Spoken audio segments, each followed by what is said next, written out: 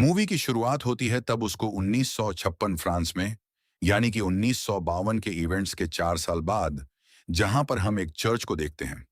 वहां एक बच्चा जैक होता है जो रेगुलरली चर्च जाया करता था और फादर की मदद करता था। यहाँ पर ये फादर काफी जरूरी थे और किसी खास मकसद से यहाँ पर थे।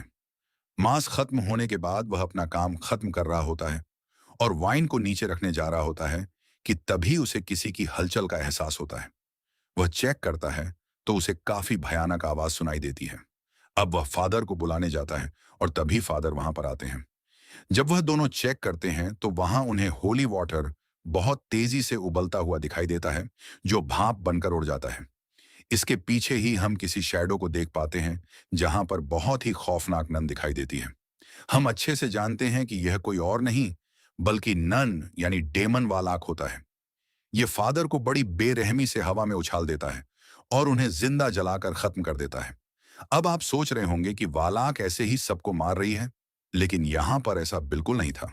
वालाक का एक बहुत ही खतरनाक मकसद था। इसके बाद हम चर्च के टॉप फ्लोर पर नन को देखते हैं और नीचे एक व्यक्ति अपना बैग लेकर वहां से बाहर आता हुआ नजर आता है। यानी यह आदमी और वालाक यहां पर जुड़े हुए थे। अब सीन शिफ्ट होता है और हमें सिस्टर आयरिन दिखाई जाती है, जो अब एक चर्च में रहती है और भगवान की शरण में रहती है। तभी हमें एक नई लड़की डेबरा दिखाई जाती है, जिसका इंटरेस्ट नन बनने में और भगवान की तरफ काफी कम होता है। दोनों आपस में बात करती हैं, जहां डेबरा बताती है कि उसके पिता ने उसे यहां भेज दिया क्योंकि उसके भाई देश सेवा के लिए गए हैं। इसलिए उसके पिता ने उसे भगवान की सेवा के लिए भेज दिया। इस पर दोनों थोड़ा मजाक भी करती हैं। सिस्टर आयरन अपने बारे में बताती है कि उसके पिता भी उसे यहाँ भेजना चाहते थे, लेकिन वह उसे ज्यादा पसंद नहीं करते थे। वह उसकी माँ को भी पसंद नहीं करते थे। आयरन को अपनी माँ के बारे में ज्यादा कुछ याद नहीं है, बस कुछ धुंधली यादें हैं। उन्हीं यादों में हम उसकी माँ को भी देख पाते हैं। उसके पिता उन्हें पसंद नहीं करते थे क्योंकि उन्हें जो विजन आते थे, उन्हें सब झूठ समझते थे। खैर, अब चर्च में पिछली घटना की चर्चा हो रही होती है, लेकिन किसी को यह नहीं पता था कि उस घटना में वाला का सामना करने वाली सिस्टर आयरन ही थी। वह खुद भी इन सब चीजों से दूर रहना चाहती थी, क्योंकि भले ही उसने बुराई को हराया था, लेकिन उस लड़ाई का डर आज भी उसके मन में बसा हुआ था। इसके बाद कहानी फ्रांस के एक बोर्डिंग स्कूल की तरफ बढ़ती है, जहां पिछली फिल्म का फ्रेंची यानी मॉरिस काम कर रहा होता है। इस स्कूल को मैडम लॉरेन चलाती थी, जिनका स्वभाव काफी सख्त था। इसके पीछे एक वजह भी थी। उनका बेटा इसी स्कूल के चैपल में मारा गया था, इसलिए उस चैपल में जाना लगभग बंद कर दिया गया था। यहीं पर सोफी नाम की एक मासूम लड़की भी पढ़ती है। मॉरिस उसका बहुत अच्छा दोस्त था और उसकी माँ के साथ भी उसकी अच्छी बॉन्डिंग थी। वह हमेशा सोफी का ध्यान रखता था, लेकिन स्कूल की कुछ लड़कियां अक्सर सोफी को परेशान करती थीं और मॉरिस जब भी उसे बचाता तो वे उसका मजाक उड़ाती थीं। अब यहाँ साफ दिखाई देने लगता है कि मॉरिस के साथ कुछ न कुछ गड़बड़ है। हम पहले से जानते हैं कि उसके अंदर वालाक मौजूद है। अगले सीन में एक लड़की कुछ सामान की डिलीवरी करने आती है। उसे मॉरिस अजीब हालत में दिखाई देता है। उसके आसपास कॉकरोच फैले हुए थे। दरअसल स्कूल की कुछ शरारती लड़कियों ने मैडम के कमरे में कॉकरोच छोड़ दिए थे और उन्हें साफ करने की जिम्मेदारी मॉरिस को दी गई थी। लेकिन अचानक मॉरिस के अंदर से वालाक बाहर आता है और उस लड़की को बेरहमी से मार देता है। अब तक आपको समझ आ गया होगा कि फिल्म की शुरुआत में जो आदमी सूटकेस लेकर चर्च से निकला था और जिसके अंदर की ताकत ने फादर को जिंदा जला दिया था, वह कोई और नहीं बल्कि मॉरिस ही था। उसके अंदर मौजूद वालाक ही यह सब करवा रहा था। दूसरी तरफ सिस्टर आयरिन को लगातार डरावने सपने आने लगते हैं। उसे सपने में मॉरिस दिखाई देता है, जो उससे मदद मांग रहा होता है, लेकिन तभी वालाक उसे डरा देता है। इन घटनाओं की वजह से आयरिन काफी परेशान रहने लगती है। सीन फिर से बोर्डिंग स्कूल में लौटता है।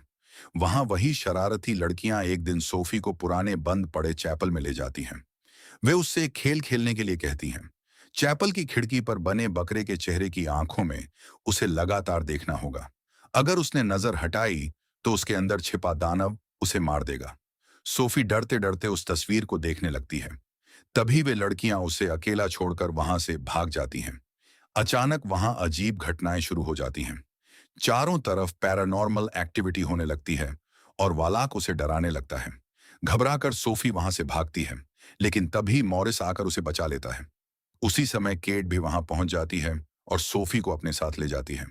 इसके बाद सीन फिर से सिस्टर आयरन की तरफ जाता है। उन्हें चर्च के रेवरेंड बुलाते हैं और बताते हैं कि अलग अलग जगहों पर पादरियों और ननों की रहस्यमयी मौतें हो रही हैं। हाल ही में फ्रांस के एक चर्च में एक पादरी को जिंदा जला दिया गया, यानी वही घटना जिससे फिल्म की शुरुआत हुई थी। रेवरेंड बताते हैं कि यह सब उसी डेमन वालाक का काम है, जो मरा नहीं था और अब वापस लौट आया है। क्योंकि सिस्टर आयरन पहले भी उसका सामना कर चुकी हैं, इसलिए इस बार भी उन्हें ही इस मामले की जांच करनी होगी। लेकिन आयरन इसके लिए मना करने लगती है। उनका कहना था कि पिछली बार उनके साथ फादर बर्ग भी थे, इसलिए इस बार उनसे बात करनी चाहिए। तब रेवरेंड बताते हैं कि फादर बर्ग की हैजे से मौत हो चुकी है। अब इंसानियत को बचाने की जिम्मेदारी आयरन के कंधों पर है। आखिरकार वह अपने डर पर काबू पाती है और इस मिशन के लिए तैयार हो जाती हैं। रेवरेंड को पूरा यकीन था कि ये सभी मौतें आपस में जुड़ी हुई हैं और इनकी शुरुआत रोमानिया से हुई थी। लेकिन वाला कब फ्रांस तक कैसे पहुंचा, इसका जवाब सिर्फ आयरन ही खोज सकती थी। आयरन फ्रांस के उसी चर्च में पहुंचती हैं जहां पादरी को जिंदा जलाया गया था।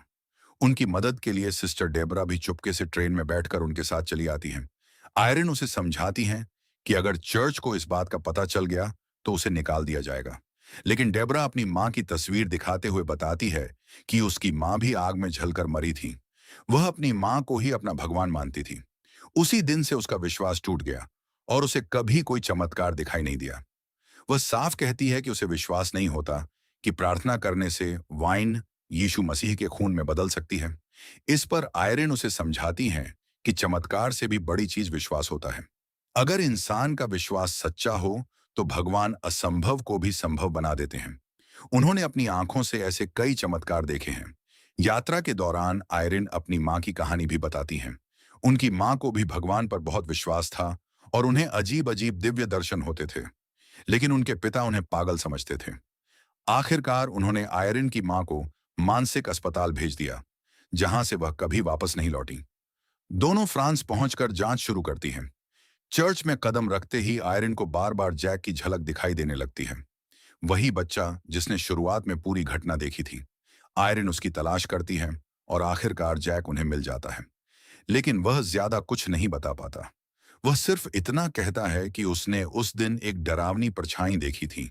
उसी समय वालाक फिर से आयरन पर हमला कर देता है। चर्च की लाइब्रेरी में रखी किताबें अपने आप उड़ने लगती हैं और मिलकर नन का भयानक चेहरा बना देती हैं। इसके बाद एक अदृश्य शक्ति आयरन का गला दबाने लगती है। उन्हें एक और डरावना दृश्य दिखाई देता है, जिसमें एक नन की आंखें बेरहमी से निकाल दी जाती हैं। ये सब देखकर आयरन बेहोश हो जाती हैं। सिस्टर डेबरा किसी तरह उन्हें संभालती हैं। दूसरी तरफ बोर्डिंग स्कूल में मॉरिस बार बार वालाक के प्रभाव में आता जा रहा था। स्कूल में लगातार अजीब घटनाएं होने लगी थीं, जिससे सोफी काफी डर गई थी। यहीं पर फिल्म में द कंज्यूरिंग 2 का एक छोटा सा रेफरेंस भी देखने को मिलता है। हमें भविष्य की एक झलक दिखाई जाती है, जिसमें वही घर नजर आता है जहां आगे चलकर लॉरेन वॉरेन का सामना वालाक से होने वाला था। ये वही मशहूर सीन था जब लॉरेन पहली बार नन का असली नाम जानने की कोशिश करती है। उधर सिस्टर आयरन अस्पताल पहुंचती हैं और वहां उन्हें एक बड़ी सच्चाई का पता चलता है। उन्हें समझ आता है कि पिछली फिल्म में मॉरिस ने उनकी जान बचाई थी, लेकिन उसी दौरान वालाक ने उसे अपना शिकार बना लिया था। तभी से वह उसके शरीर पर कब्जा करके पूरी दुनिया में घूम रहा था और लोगों की जान ले रहा था। इसके बाद डेबरा बताती है कि जैक उनसे मिलने आया था और जाते समय एक पवित्र क्रॉस देकर गया है। यही वही क्रॉस था जिसे आयरन अपने सपनों में भी देख चुकी थी। उस क्रॉस पर एक खास निशान बना हुआ था और ठीक यही निशान उन सभी लोगों के क्रूज पर भी मौजूद था जिनकी हत्या की गई थी। अब इस रहस्य का पता लगाने के लिए दोनों कैथोलिक आर्काइव में पहुंचती हैं। वहां उन्हें मालूम चलता है कि यह निशान सेंट लूसी के वंश से जुड़ा हुआ है। तभी आयरन को अपने विजन याद आते हैं, जिनमें उन्होंने एक संत की आंखें निकाली जाती हुई देखी थीं। लाइब्रेरियन उन्हें बताता है कि यह कोई साधारण अवशेष नहीं, बल्कि सेंट लूसी की पवित्र आंखें हैं। यह एक बेहद शक्तिशाली पवित्र धरोहर है, जिसे वर्षों पहले छिपा दिया गया था। अब आयरन सारी कड़ियां जोड़ लेती हैं। उन्हें समझ आता है कि जिन लोगों की हत्या हुई वे सभी किसी न किसी तरह सेंट लूसी के वंश से जुड़े हुए थे। वालाक उन्हें यूं ही नहीं मार रहा था। उसका असली मकसद उन पवित्र आंखों तक पहुंचना था। लाइब्रेरियन आगे बताता है कि वालाक कभी एक शक्तिशाली फरिश्ता था, लेकिन भगवान ने उसे स्वर्ग से निकाल दिया और उसकी सारी शक्तियां छीन ली। अब वह इस पवित्र धरोहर की मदद से अपनी खोई हुई शक्तियां वापस पाना चाहता है। वह दोनों को यह भी बताता है कि सेंट लूसी की आंखें कहाँ छिपाई गई हैं। वह स्थान कोई और नहीं बल्कि एक पुराना चैपल था, जहां कभी वाइन फैक्ट्री हुआ करती थी। बाद में उसी जगह पर बोर्डिंग स्कूल बना दिया गया। यहीं पर सारी कहानी एक दूसरे से जुड़ जाती है। अब आयरिन समझ जाती हैं कि मॉरिस उसी बोर्डिंग स्कूल में क्यों पहुंचा था। दरअसल उसके अंदर मौजूद वालाक उसी पवित्र धरोहर की तलाश कर रहा था। जो भी उसके रास्ते में आया, उसने उसे मार डाला। यह सच्चाई सामने आते ही आयरिन और डेबरा बिना समय गंवाए उसी बोर्डिंग स्कूल की ओर रवाना हो जाती है, क्योंकि अब उन्हें पता चल चुका था कि अगर वालाक उन पवित्र आंखों तक पहुंच गया तो उसे पहले से भी कहीं ज्यादा ताकत मिल जाएगी। उधर बोर्डिंग स्कूल में मैडम लॉरेन को चैपल के बाहर मॉरिस अजीब हालत में दिखाई देता है। वह दरवाजे के पास बेहोश पड़ा होता है। मैडम उसे अंदर लाकर होश में लाती हैं।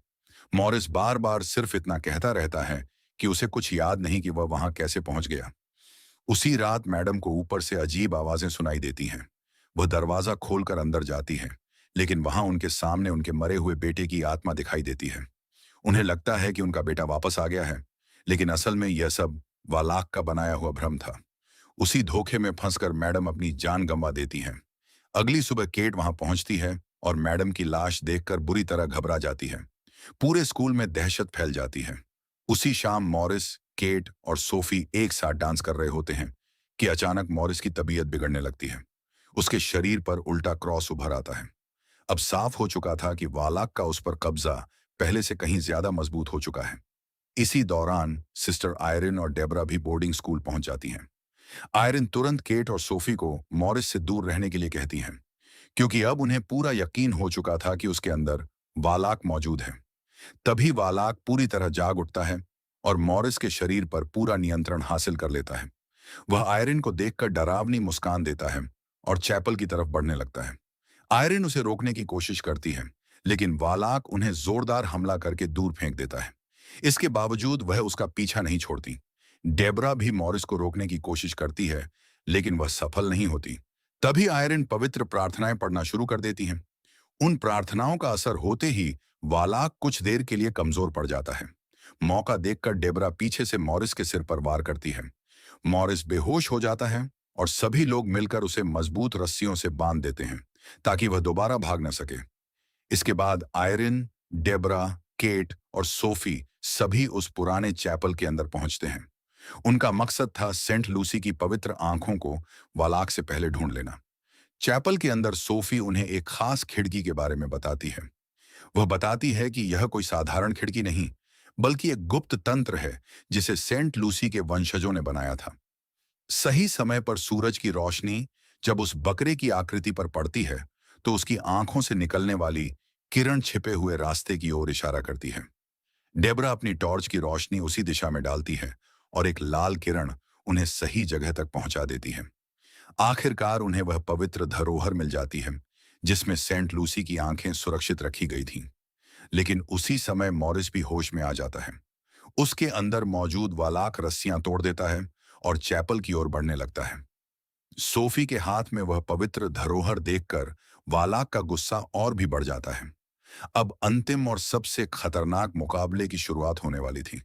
तभी मॉरिस के शरीर के अंदर मौजूद वालाक अपना असली राक्षसी रूप धारण कर लेता है। उसका विशाल और डरावना रूप देखकर सभी बच्चियां बुरी तरह घबरा जाती हैं। डेबरा तुरंत उन्हें सुरक्षित जगह पर ले जाने की कोशिश करती है, लेकिन वालाक लगातार उनका पीछा करता रहता है। इसी बीच स्कूल की वे लड़कियां जो हमेशा सोफी को तंग करती थीं, भी खतरे में पड़ जाती हैं। वालाक की दहशत पूरे स्कूल में फैल जाती है और हर तरफ अफरा तफरी मच जाती है। उधर सिस्टर आयरिन के हाथ में सेंट लूसी की पवित्र धरोहर होती है। वालाक किसी भी कीमत पर उसे हासिल करना चाहता था। वह आयरिन पर हमला करता है और उनके हाथ से वह धरोहर छीनने की कोशिश करता है। आयरिन उसे बचाते हुए चैपल की ऊपरी मंजिल तक पहुंच जाती है। इसी दौरान पूरी इमारत हिलने लगती है। तभी सोफी के हाथ में मौजूद वह पवित्र धरोहर सक्रिय हो जाती है और उसमें से तेज सुनहरी रोशनी निकलने लगती है। उसी शक्ति की वजह से चैपल टूटने लगता है। वालाक पूरी ताकत से सोफी की तरफ बढ़ता है, लेकिन ठीक उसी समय आयरन वहां पहुंच जाती हैं और उसके सामने वह पवित्र धरोहर रख देती हैं। उससे निकलने वाली दिव्य रोशनी वालाक को बुरी तरह तड़पाने लगती है। कुछ पल के लिए ऐसा लगता है कि वालाक खत्म हो गया है और मॉरिस मर चुका है। यह देखकर सोफी और आयरिन दोनों दुखी हो जाती हैं, लेकिन यह सब वालाक की चाल थी। अगले ही पल वह फिर से सामने आ जाता है और आखिरकार सेंट लूसी की पवित्र आंखों की शक्ति अपने अंदर समा लेता है। अब वालाक पहले से कई गुना ज्यादा ताकतवर बन चुका था। उसका विशाल और भयावह रूप पूरे चैपल में तबाही मचाने लगता है। वह एक लड़की पर हमला करता है और फिर सिस्टर आयरन को हवा में उठाकर उसी तरह जिंदा जलाने की कोशिश करता है जैसे उसने फिल्म की शुरुआत में पादरी के साथ किया था। लेकिन तभी आयरन को अपनी माँ की बातें याद आती हैं। उसी समय हमें भविष्य की झलक भी दिखाई जाती है, जिसमें लॉरेन वॉरेन भी नजर आती हैं। तभी यह बड़ा खुलासा होता है कि आयरन, उनकी माँ और लॉरेन वॉरेन तीनों सेंट लूसी के वंशज हैं। यही वजह थी कि उनके अंदर जन्म से ही बुराई का सामना करने की दिव्य शक्ति मौजूद थी। अब आयरन को किसी बाहरी धरोहर की जरूरत नहीं थी। उनका अपना विश्वास ही उनकी सबसे बड़ी ताकत बन चुका था। ये देखकर वालाक और भी ज्यादा गुस्से में आ जाता है और पूरी ताकत से उन पर हमला करता है। इसी दौरान आयरन डेबरा से प्रार्थना करने के लिए कहती हैं। शुरुआत में डेबरा को चमत्कारों पर विश्वास नहीं था, लेकिन उसने अपनी आंखों से देखा था कि आयरन आग में जलने के बावजूद सुरक्षित बच गई थी। अब उसका विश्वास लौट चुका था। दोनों मिलकर प्रार्थना करने लगती हैं। तभी उन्हें याद आता है कि यह जगह पहले एक वाइन फैक्ट्री हुआ करती थी। उनके अटूट विश्वास के कारण वहां मौजूद वाइन पवित्र होकर यीशु मसीह के रक्त का प्रतीक बन जाती है। वह पवित्र वाइन चारों तरफ फैल जाती है और वालाक को बुरी तरह जलाने लगती है। उसकी सारी ताकत खत्म होने लगती है और आखिरकार वह वहां से गायब हो जाता है। हालांकि आयरन अच्छी तरह जानती थी कि इतनी शक्तिशाली बुराई हमेशा के लिए खत्म नहीं होती। इसके बाद सब कुछ सामान्य होता दिखाई देता है, लेकिन मॉरिस पूरी तरह आजाद नहीं हुआ था। भविष्य में 1970 में एड और लॉरेन वॉरेन उसका एक्सोर्सिज्म करने वाले थे। फिल्म के अंत में मॉरिस और आयरन दोनों के चेहरे के भाव साफ बता देते हैं कि वालाक अभी भी कहीं ना कहीं मौजूद है। पोस्ट क्रेडिट सीन में हमें एड और लॉरेन वॉरेन दिखाई देते हैं। तभी उन्हें चर्च से एक नया कॉल आता है, यानी एक और डरावना केस उनका इंतजार कर रहा था। यही इशारा मिलता है कि यह कहानी आगे कंज्यूरिंग यूनिवर्स से जुड़ने वाली है। इसी के साथ फिल्म खत्म हो जाती है।